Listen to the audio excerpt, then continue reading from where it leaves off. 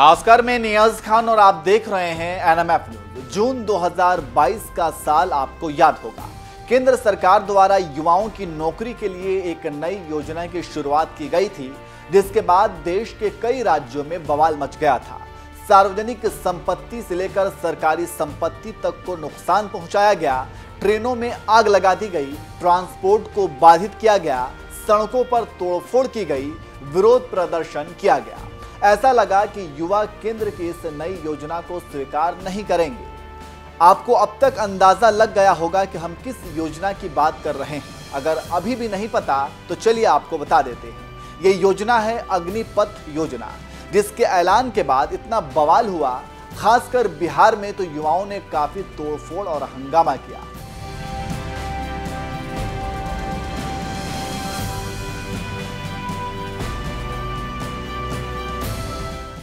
हंगामे की वजह थी इस नई योजना के तहत युवाओं को केवल 4 साल के लिए सेना में भर्ती करने का प्रावधान। इस योजना के तहत 4 साल बाद इनमें से केवल 25% युवाओं को ही सेवा नियमित करने का प्रावधान है। ऐसे में युवाओं का कहना था कि बाकी 75% युवाओं के भविष्य का क्या होगा जब वे 4 साल में रिटायर हो जाएंगे। इसलिए सड़कों पर युवाओं ने खूब हंगामा काटा था और उनकी मांग थी कि इस योजना को वापस लिया जाए।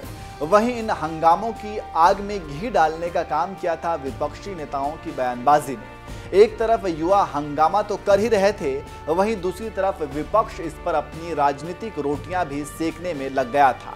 चलिए आपको कुछ नेताओं के बयान सुना देते हैं कि उस वक्त अग्निपथ योजना पर उन्होंने क्या कुछ कहा था। अग्निवीर योजना ने ये तीनों के तीनों वायदे तोड़ दिए हैं। अग्निवीर योजना क्या कहती है? उन्हीं 70,000 उन्हीं लाखों युवाओं से कहती भैया 80,000 तो नहीं लेंगे, 40,000 लेंगे। और वो जो 15 साल की बात थी, वो जो सर्विस की बात थी, उसे भूल जाओ। 4 साल बाद हम 75% को वापस भेज देंगे, निकाल देंगे।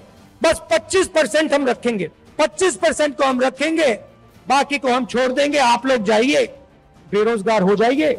अच्छा, जो पहले हम ट्रेनिंग देते थे, जो सैनिक को तैयार करने में 5, 10, 15 साल लगते हैं, जो टाइम लगता है उसको भूल जाइए।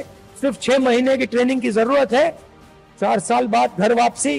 पेंशन देते थे, अब नहीं दोगे। तो ये वायदे नरेंद्र मोदी जी ने और बीजेपी ने तोड़े हैं। जब मैं ये बात उठाता हूं तो कहते हैं मैं सेना के विरोध बात कर रहा हूं। मैं सेना की रक्षा कर रहा हूं, मैं सेना का आदर कर रहा हूं। और भाई और बहनों, एक और बात, जब वो युवा सड़क पे दौड़ते हैं, लाखों दौड़े, जब उन्होंने सरकार से कहा सरकार से कि भैया ये अग्निवीर योजना हमें अच्छी नहीं लगी, हम आर्मी में देश की रक्षा करना चाहते हैं, तो फिर सरकार ने क्या किया आप जानते हो? सरकार ने कहा कि इनके अगर चेहरे कैमरा पे आ गए, जो धरना दे रहे थे, अगर इनके चेहरे कैमरा पे आ गए तो इनको कोई सरकारी नौकरी नहीं मिलेगी। अग्निपथ योजना को वापस लेना होगा। 4 साल बाद नौजवान क्या करेंगे? ये भाजपा के कार्यालय में चौकीदारी करेंगे, दरबार में नहीं। ये अग्निपथ किसी भी हालत में देश के लिए ठीक नहीं है। देश के बड़ा सवाल खड़ा करता है। नौजवानों का भविष्य खराब हो रहा है। हमारे देश की सीमा की रक्षा नहीं कर सकती। मैंने उस समय भी कहा और फिर कहता हूं मैं आज, ये आधी अधूरी नौकरी हमारे नौजवानों का मनोबल नहीं बढ़ा सकती। ये आधी अधूरी नौकरी 4 साल जाइए, आउटसोर्स की तरह आप जाओ वहां पर। जब तक ये बंदूक चलाना सीखेंगे तब तक ये घर वापस आ जाएंगे। आजकल जो मशीनें हैं, जो टैंक हैं, आप में से कुछ लोग रिटायर होकर के आए होंगे फौज से। एक टैंक को चलाने में 8 साल 10 साल लगते हैं। 10 साल में सीख पाता है टैंक चलाना। कई मशीनें आ गई, टेक्नोलॉजी है, उनको सीखने में टाइम लगता है। आज मॉडर्न हो रही है फौज, और ये बताओ ऐसी नौकरी भर्ती कर दे रहे हैं। हम लोग कभी इसको स्वीकार नहीं कर सकते। हो सकता है आज हमारी ताकत नहीं है, आज हमारे सांसद नहीं ज्यादा हैं। अगर कल सांसद होंगे या कभी मौका मिलेगा तो ये आधी अधूरी नौकरी अग्निवीर जैसी नहीं चलेगी, परमानेंट नौकरी होगी।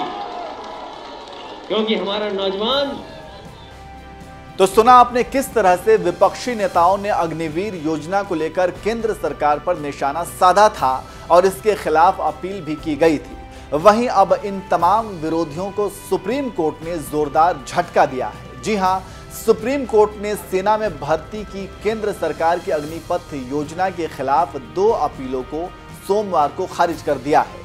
शीर्ष अदालत ने टिप्पणी में कहा कि यह योजना मनमानी नहीं है। सुप्रीम कोर्ट ने कहा कि सार्वजनिक हित दूसरे विचारों से अधिक महत्वपूर्ण है। अग्निपथ योजना शुरू होने से पहले रक्षा भर्ती प्रक्रिया में चयनित हो चुके उम्मीदवारों को नियुक्ति का अधिकार नहीं है।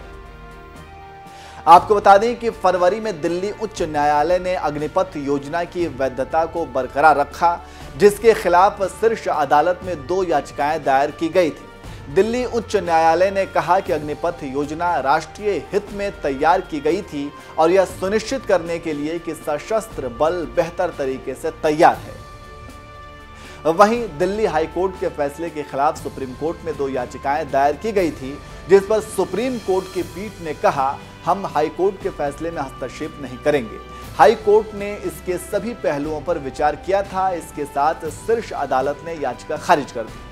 तो इस तरह से सुप्रीम कोर्ट ने उन तमाम विरोधियों को करारा झटका दिया है जो अग्निपथ योजना का विरोध कर रहे थे। वैसे आप सुप्रीम कोर्ट के इस फैसले पर क्या कहेंगे, कमेंट करके जरूर बताएं।